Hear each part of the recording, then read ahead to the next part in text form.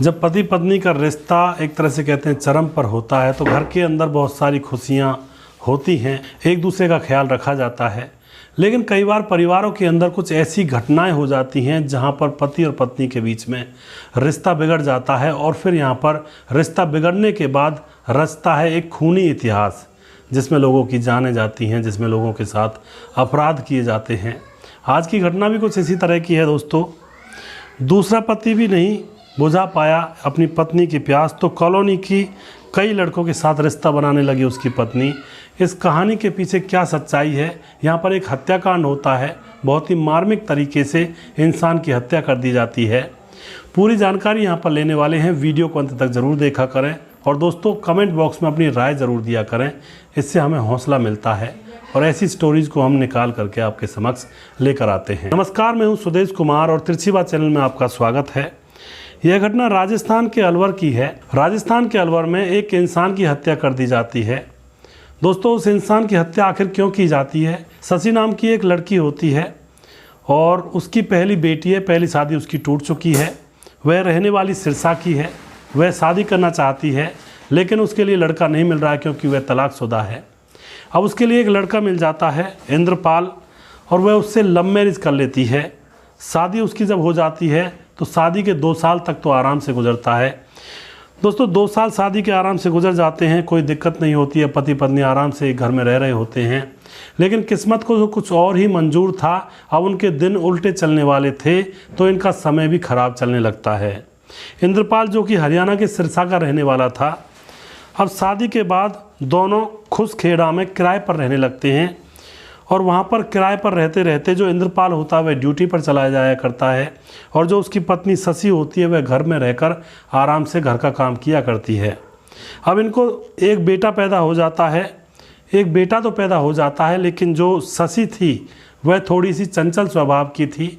पति के जाने के बाद लोगों के पास वह लोगों को अपने घर पर बुला लिया करती, उनके साथ अवैध संबंध भी बनाया करती थी। इस तरह का उसका चाल चलन था। पीछे से कोई भी लड़का उसको पसंद आ जाया करता तो उससे नैन मिला कर बैठ जाया करती थी। अब यहाँ पर क्या होता है, इंद्रपाल के फ्लैट के ऊपर वाले फ्लैट में एक बालकान नाम का शख्स रहा करता है जो कि पीछे से हैदराबादी है, हैदराबाद का रहने वाला है। और उसी फ्लैट के अंदर एक कुलदीप नाम का शख्स रहा करता है जो कि फरीदाबाद का रहने वाला है। अब यह दोनों उस फ्लैट के अंदर रहते हैं और खुसखेड़ा में प्राइवेट नौकरी भी किया करते हैं।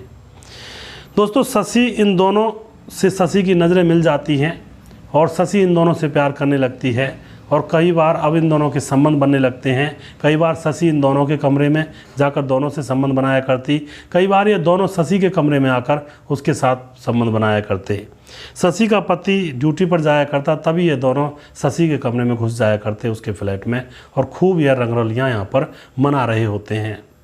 दोस्तों इनके संबंध बनते रहते हैं और कई महीने तक इनके बीच में यह सिलसिला चलता रहता है।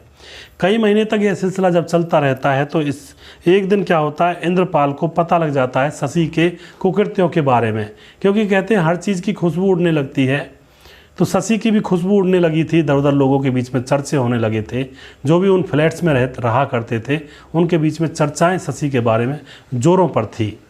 तो इन्हीं चर्चाओं के कारण इंद्रपाल को पता लग जाता है और वह अपनी पत्नी शशि की पिटाई लगा देता है और कहता है कि तुम आखिर कर क्या रही हो? पूरी सोसाइटी में हमारा नाम बदनाम हो चुका है तुम्हारी वजह से। तुम न जाने कितने लड़कों के साथ कुकृत्य करती हो और ये काम करना छोड़ दो।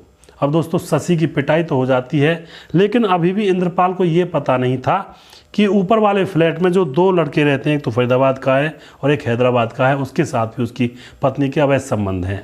अब पत्नी की वह पिटाई कर देता है, पत्नी बड़ी परेशान हो जाती है और पत्नी अपने दोनों प्रेमियों को, हैदराबादी और फरीदाबाद के उस लड़के से फ़ोन करके बताती है कि मेरे पति ने मेरे साथ ज्यादती की है, मैं इसको छोड़ना चाहती हूँ और मैं अब तुम्हारे साथ रहना चाहती हूँ, तुम दोनों की पत्नी बन करके।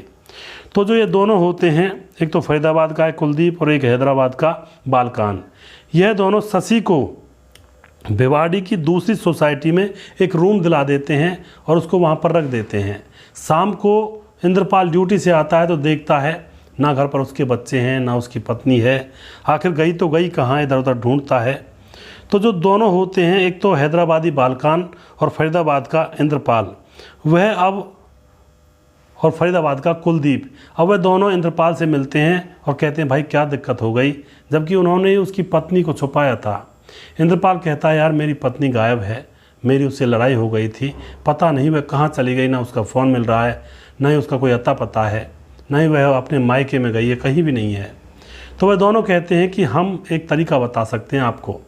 एक तांत्रिक है तिजारा के अंदर एक तांत्रिक है और वह आपकी सारी समस्याओं को सुलझा देगा और हम आपको वहाँ पर लेकर चलेंगे। तो जो इंद्रपाल है वह करता क्या, अभी भी बच्चे घर पर थे नहीं, उसको ढूंढ रहा था, तो हम ही भर लेता है और इन दोनों के साथ वह राजस्थान की तरफ निकल जाता है। जैसे अलवर यह लोग पहुँचते हैं, अंधेरा हो चुका था। वहाँ पर जाते ही ये दोनों लोग इसके गर्दन को दबाकर इसकी हत्या कर देते हैं और वहीं पर झाड़ियों में इसके शव को डाल दिया जाता है। दोस्तों लोग आगे से आ रहे थे तो एकदम से उसको छोड़कर वहीं पर भाग जाते हैं और वह लोगों को लाश दिख जाती है। वह तुरंत लोगों को बताते हैं, पुलिस को बताते हैं। पुलिस वहाँ पर आती है, लाश को अपने कब्जे में लेती है।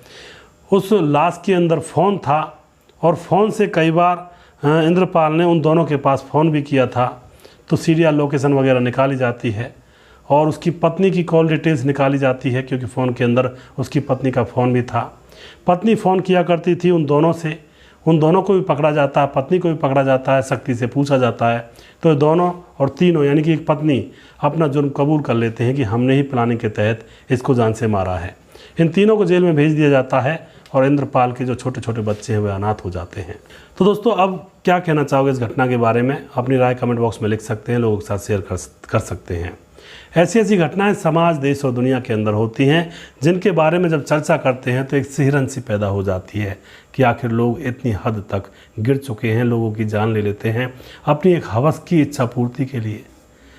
दोस्तों आज के ज़माने में ना कोई पति किसी का पति है, ना कोई पत्नी किसी की पत्नी है, कोई ज़माने में अपना नहीं है। जो अपने से काम करे अपना तो वो है। अगर पति पत्नी दोनों प्यार से रह रहे हैं, प्यार से रहकर ईमानदारी से और सात्विकता से, शुद्धता से अपने घर को बसा रहे हैं, तो वो दोनों एक दूसरे के अपने हैं। लेकिन जब जहाँ पर फरेब और जहाँ पर मक्कारी, धोखेबाजी इन दोनों रिश्तों के बीच में चलने लगती है, समझो उस घर का सत्यानाश है और उसका बेड़ा गर्क है। अगला प्रोग्राम जल्दी फिर से लेकर आऊँगा, तब तक आप खुश रहें, सावधान रहें। जय हिंद, जय भारत।